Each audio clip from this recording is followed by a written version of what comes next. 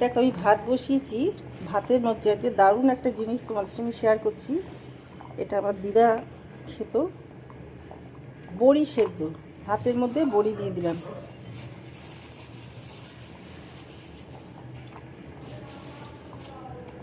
এবার বড়িগুলো সেদ্ধ হলে আমি তুলে নেব।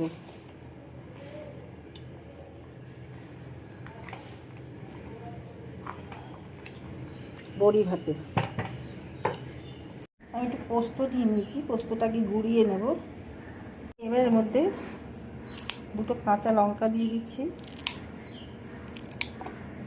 আর কিছুটা নারকেল, এটা পেস্ট করে নেব একটু জল দিয়ে। দেখো বড়ি সেদ্ধ হয়ে গেছে। আমি পেস্টটা বানালাম, ওটা দিয়ে দিলাম নারকেল দিয়ে, আর তোমার কী যেন নাম, কাঁচা লঙ্কা, পোস্ত। দেখো দিয়ে দেবো সর্ষের তেল।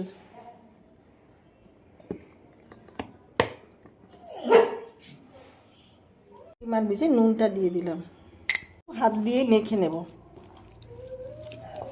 এটা এত দারুণ লাগে গরম ভাতের মধ্যে, আর কিচ্ছু লাগবে না। তুমি এটা দিয়ে তোমরা সব ভাত খেয়ে নিতে পারবে। আমার মেয়ে ভীষণ পছন্দ করে এই খাবারটা। হয়ে গেল। আর বড়িটা যখন নেবে ঘরের বড়ি নেবে, মানে যেগুলো ওই একটা মেশিনের বড়ি হয় ওটা না, এই বড়িটা দিয়ে দারুণ খেতে লাগে। তো আমার বড়ি সেদ্ধ রেসিপি হয়ে গেল।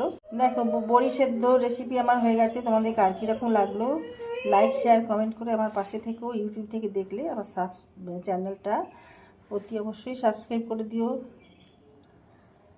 আর ফেসবুক থেকে দেখলে পেজটা ফলো করে নিও। একটা দুর্দান্ত খাবার তোমাদের সঙ্গে শেয়ার করলাম।